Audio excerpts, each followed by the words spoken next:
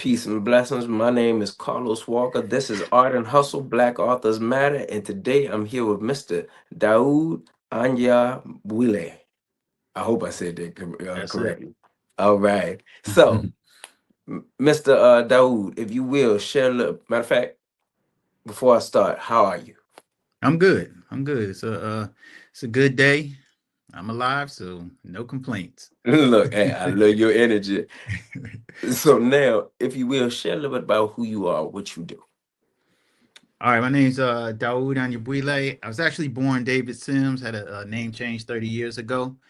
I'm an illustrator. I don't really like to put my name in one category. I mean, in terms of what I do, because my life's journey has been an artistic one. So I, currently I would consider myself like director of animation, graphic novel illustrator, fine artist, um, and but I feel like my mission in life has gone beyond just the art because I've always wanted to use my art for, just inspiring people because, what you create is an extension of what's in your mind. Hmm. I'm not saying everybody has to be perfect or anything like that. And we have different personality traits. But for me, I've always been interested in like family entertainment, creating things that bring the family together. So then, hey, if you see a book and it has my name on it, the whole family can read it and not feel like, okay, kids, get out the room. It's a Dawood on your Brile book. You know what I mean? I want it to be the opposite. Like, hey, kids, there's a new one he produced. Come on in. So that's kind of been like my ambition in life and my mission rather. So um, you know, in 1990, my brothers and I had created the Brother Man Dictator Discipline comic book series, which was pioneering in the contemporary black comic movement. We Hmm. never say it's the first black comic book because that'd be disingenuous because there were other uh, black creators who created comics going back to the 1940s, um, with all Negro comics that also came out of Philadelphia, which is my hometown. But I think what it was with Brother Man was instrumental in changing the landscape in independent black comics from 1990 on. So even though there were other black comic creators coming out, a lot of those individuals I knew myself, we all contribute to this movement.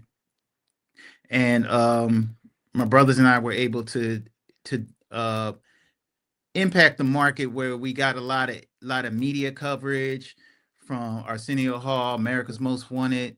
Um, wow, just about every major U.S. paper. Uh, wow, CBS News, Night Watch, and this is like when you think about 1990, 91, for this to be happening, that's the thing that really inspired a lot of other independent black creators to come up and do their own thing. So that's really what we were about back then was really independent creativity.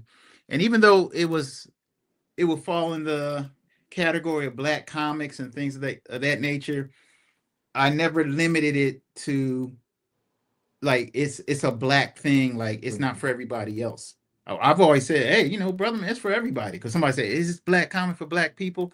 I said it's for everybody. I said it's an expression of who we are, an extension of what we want to portray, because we create a black universe. I think that's the other thing too. um and I think unlike Black Panther, and it's not a put down on it, because every project has its mission or its origin. Um, but what we did with Brother Man, not only did we create it as independents, we created like a black universe. Hmm. And we never call it like a black universe. It's just these characters that exist within this paradigm. So when you think of, uh, so basically we say they're not African American characters because there's no Africa and there's no America. They're black characters that exist within this realm. And I kind of refer to it as dream state mythology, Mm-hmm. basically what you see in a dream. So you know how when you go to sleep at night, your family members could be in your dream, your friends could be in your dream, but it's an um it's uh what do you call it? Like it's a characterization of the people that you know, but there might be people from different time periods interacting in your dream because your Mm-hmm. dream is kind of a mashup of all these things that you've experienced.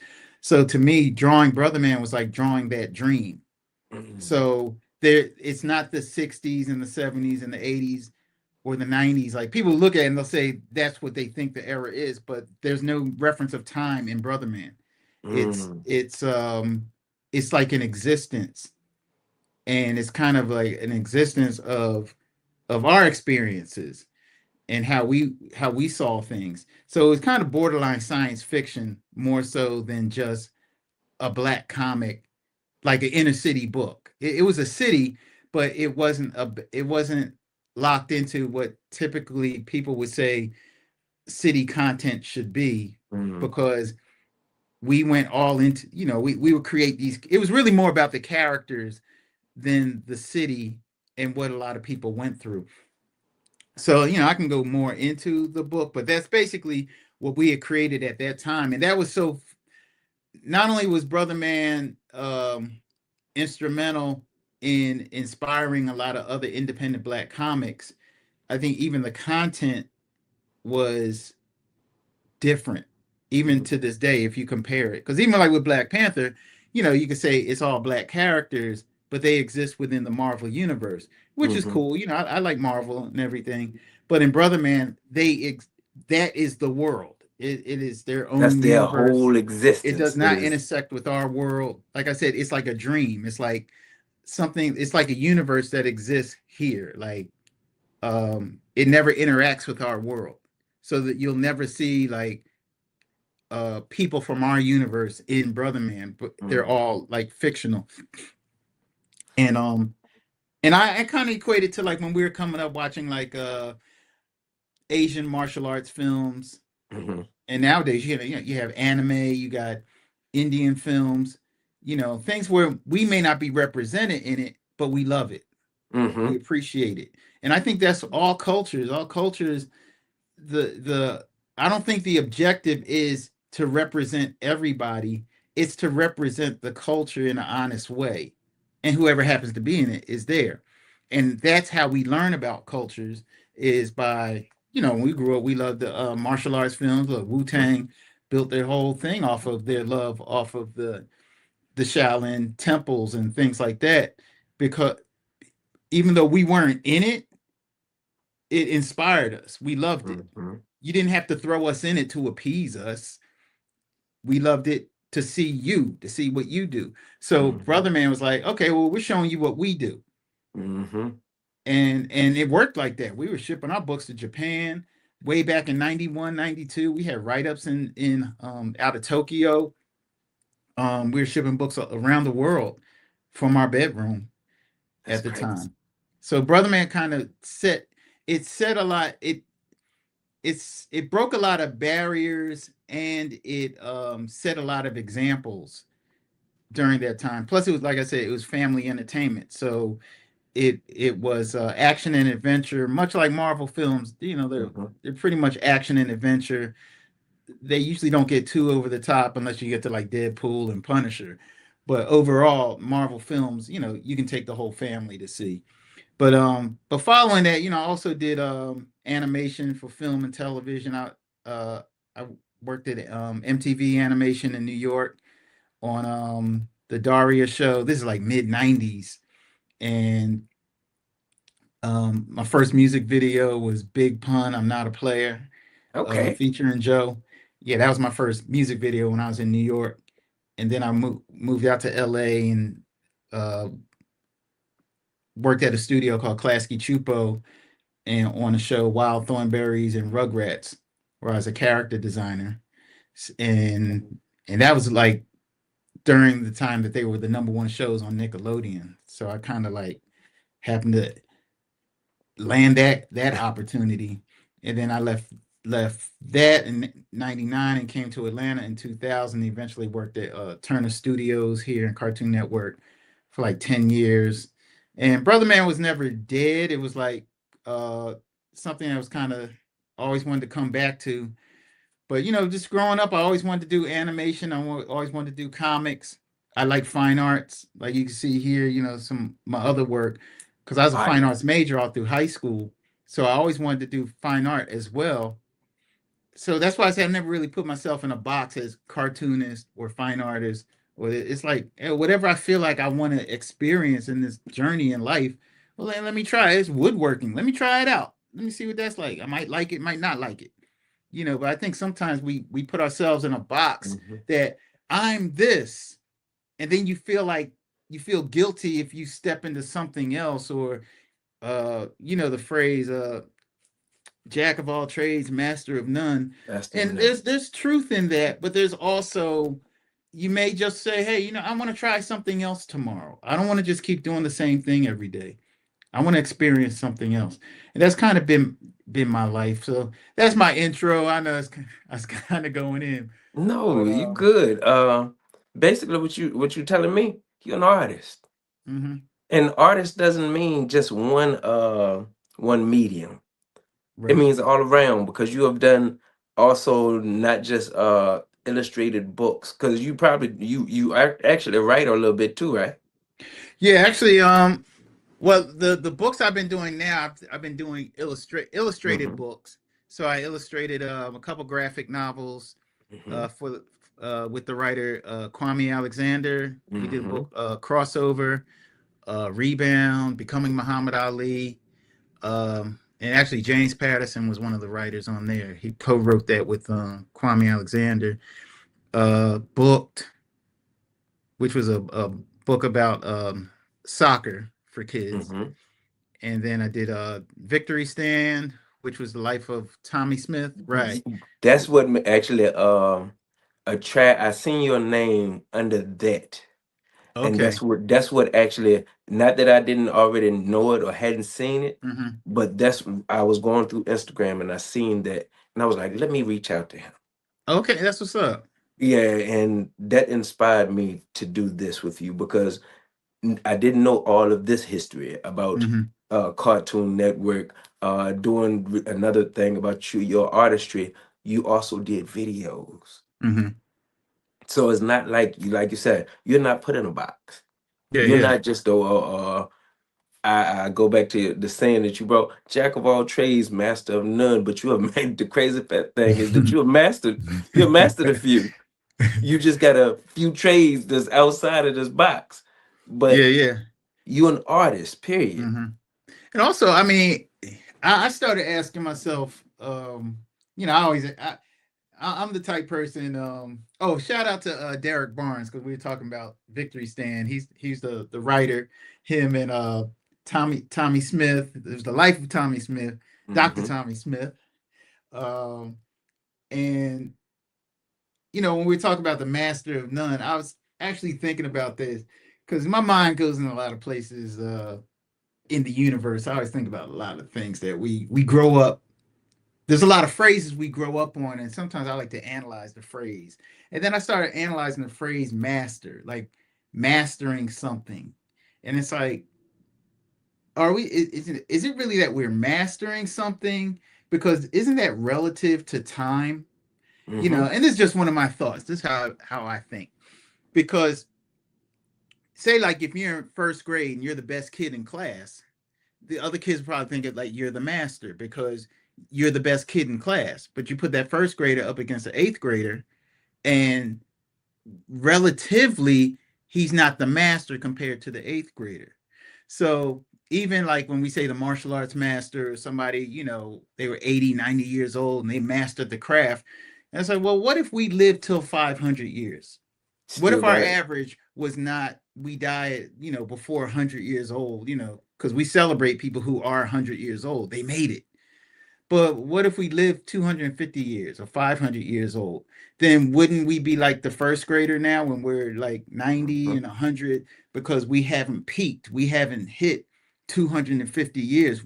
We probably get to the point we're not even speaking anymore, which we're using our mind to communicate with each other.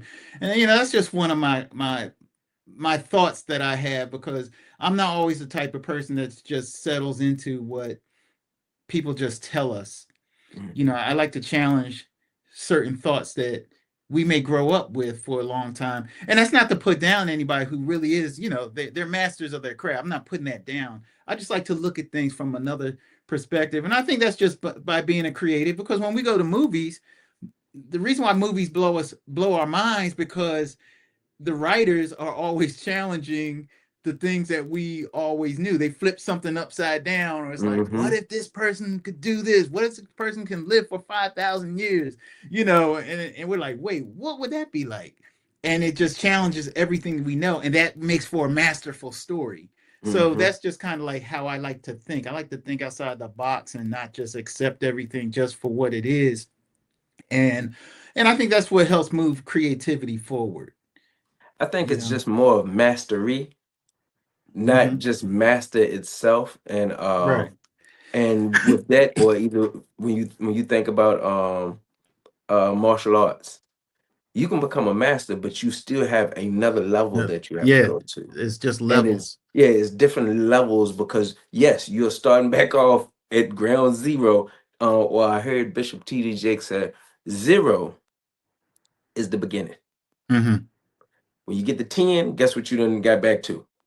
Zero. No, yeah, 1-0. And then you got to go to 20, back Mm-hmm. to zero, but you are in a different stage of that zero. Is not where you began. It's just that now you're back to zero in this stratosphere. So I think what we're saying is like those zeros are infinite. They're infinite. There's no cap. No, So not that's to why I your said learning, right. not So to that's why your yeah. Go that's ahead. why I was saying like the mastery becomes relative Hmm. to our existence in time. So, Hmm. but yeah, that was just that's just a side thought. That was a side thought. So back to the books that you've Mm-hmm. been a part of. How many have you actually illustrated, wrote, or been a part of that? Oh man, I should have pulled them out for the interview. Must have been But quite a bit. It's quite a few. yeah, yeah. There's quite a few. I mean, I even have my own books. From the Brother Man series, there were 11 books. The Hmm. original black and white books, there were 11, and there were 24-page black and white books. Uh, then years later, 2016, we came out with Brother Man Revelation, which was the first graphic novel, first like 110-page graphic novel. Hmm. Um, then also did Monster by Walter Dean Myers, the graphic novel. That was actually my first graphic novel outside of my own book. Uh, and that was for the author Walter Dean Myers, who passed away right when I completed the book. Mm. And that was published by HarperCollins. Um, then I also did yeah, and that's when Kwame Alexander reached out. So it was like I'd say Monster, Brother Man Revelation, Crossover, Rebound, Booked, Becoming Muhammad Ali, Victory Stand. Oh, Bad Boy dropped. That's the life of Walter Dean Myers. And my brother Guy Sims, he did the adaptation on Bad Boy, and he did the adaptation on Monster. Um, yeah, I think that's. Oh no. Clean Getaway by Nick Stone. That's another children's book. Um, yeah, there was quite a few projects that came up within that time, and I'm working on another book right now for Kwame Alexander. Okay. What has the journey been like? Being an Uh, author, being an artist, what has this journey been like? Because as we can hear, you do got a couple years on you. mhm. I don't know how old you are, but you got a few years on you. I just turned 61 in February. Congratulations. Happy belated birthday. Give thanks. Give thanks. Well, yeah. So so my journey, it goes back. I would say, and this would be speaking to like any of the young people watching. Mhm. Um, even going back to like high school.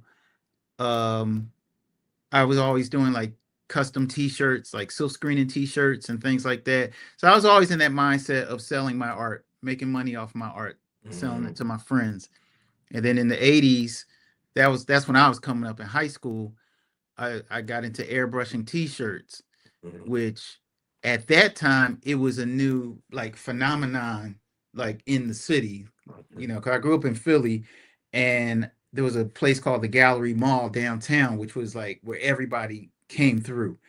And that was a cool experience because it was a friend of mine named Kelly, and me and him would hang out downtown and stuff like that. And we went down to there was like a t-shirt shop. And at this time, I'm like 18 years old. And me and Kelly walked into the t-shirt shop, and I did one airbrush shirt. This brother I knew from Jersey, Daryl, taught me how to airbrush, and nobody was really doing it back then. So I had that one shirt on, and we walked into the shop, and the brother that owned the shop, we said, "Hey, you want to make $1 million? Let me set up an airbrush in your shop." And this was kind of like a shot in the dark. He ain't gonna let you think in your mind he ain't gonna let me airbrush in his shop. He's right here in the gallery, hundreds of people coming by every day. It's like a dream if I could do this.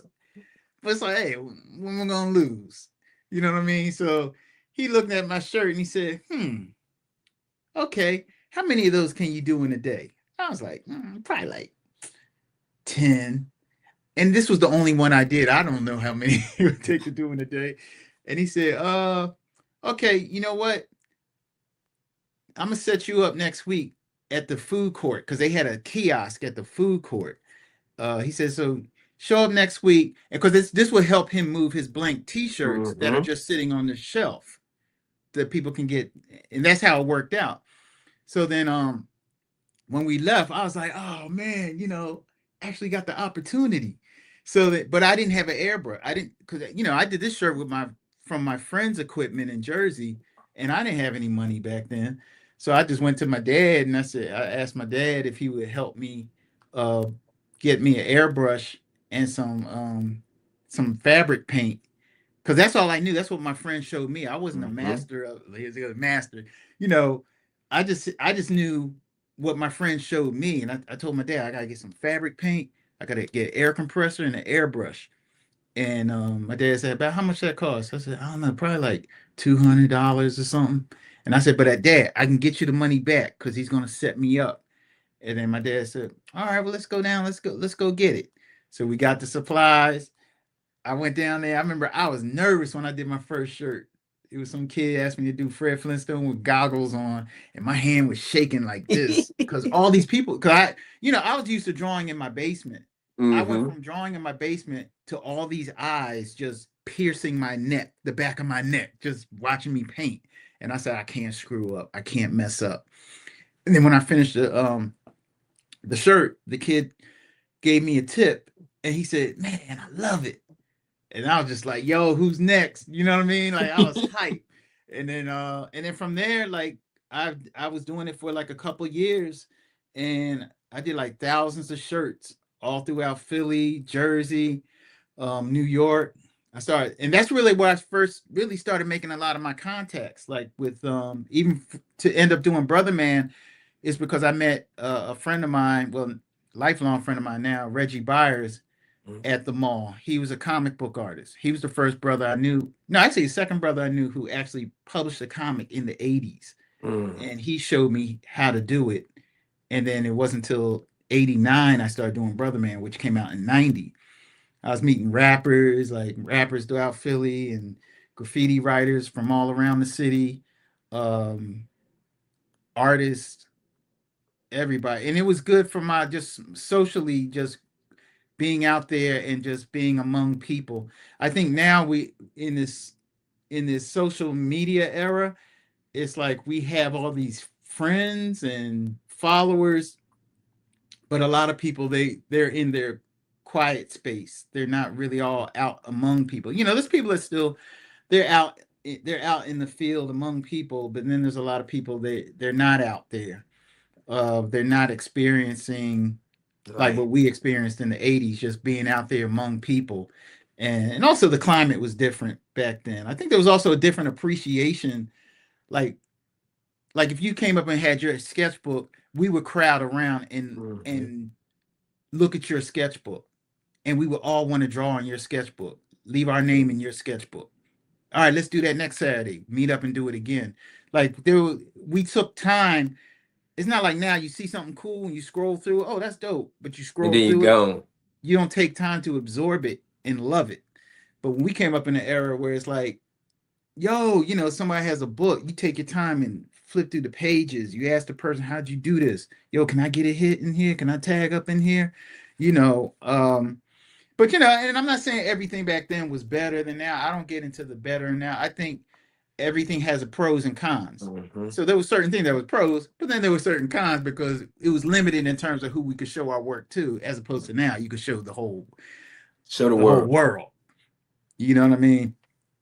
So before we go, I do want to ask you to do two things. And Mm-hmm. thank you for your journey. I have to let you know that this is very inspiring to me. I'm an artist. Mm-hmm. Uh, when I say artist, all around Yeah, artist. yeah, yeah. And this is very inspiring to one, hear your story of how you started. Most people don't know this. They will see your name, but what they don't know, or the way I like to put it, imagine yourself being a butterfly. Nobody knows the caterpillar story. Right, right. And to hear the caterpillar story for me, or the come up story, is how we get to inspire the world, how Mm-hmm. we get to impact the youth to know that, man, look, it ain't as smooth as you think it is. It don't supposed to be. Mm-hmm. But if you keep going, this is what they can become.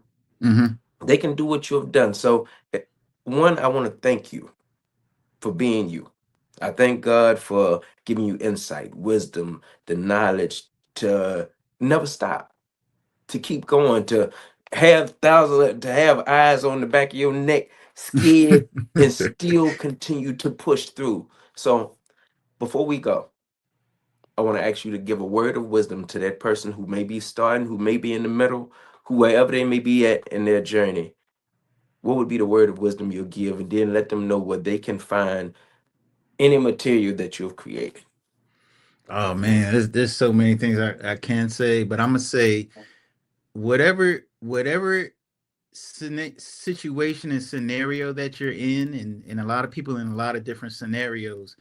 Um, it's like wherever you are right now is not the absolute of your destiny. Like sometimes, say you're that person. It's like it's hard for me to find a job. So when you wake up to this every day, you think the rest of my life I'll never have a job. And then one day a job comes along, and then you don't think like that anymore. Like, hey, I got a job. It's like it goes from night to day like that. You know what I mean? Oh, I can't find the right people to hang around that are positive or something like that. And then all of a sudden you find it. Um, my ideas, the concepts I'm working on, nothing's jumping off, but you just keep working on it. And then one day the right person comes along who recognizes your value. And then next, you transcend all of those things that you thought you couldn't do. You know what I mean? So that's why I always say you can't give up. And I know that sounds cliche, but that is the truth. And there's a lot of people, like I said, they go through there's a lot of stories. That's why I shared your uh your page, your post on my page. It was very inspiring. I was painting while I was listening to you the whole time. And I said, this brother's very inspiring, man, because you didn't give up. You know what I mean? That's why I salute you. With all the pain and all and you didn't even fully tell me your whole story, but I could just tell from that post. I said this brother went through a lot, and he's here. And the fact that you went through those things and you sharing your stories, um, that's important to so many people. But you may not know how many people you touch, how many people needed to hear what you had to say. And those are the things that I'm saying to the young people now, like, don't give up, because even your story, and I'm saying this in general, whatever it is you're going through, as hard as it's going through, that's the challenge that you're going to get through. And then when you get through it, that becomes the dynamic story. That's the victory stand. Mm-hmm. You know what I mean? Because that's what victory stand was. Tommy Smith's story coming up Mm-hmm. as uh the son of a sharecropper. Happy Black History Month too Mm-hmm. for that. Mm-hmm. And standing, and in the end, he's standing on the Olympic stage, gold medalist. So if, as a child, if he was to think, hey, this is the absolute of my life, I'm always going to be on this plantation, but he you can't see what your life is going to be 20 years from now, 30 years from now.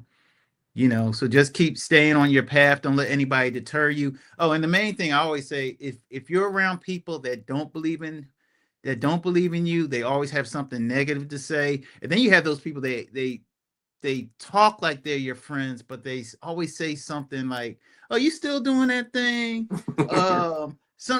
There's always like these comments that come from the left, but they're not really holding you up, but they act like they're holding you up.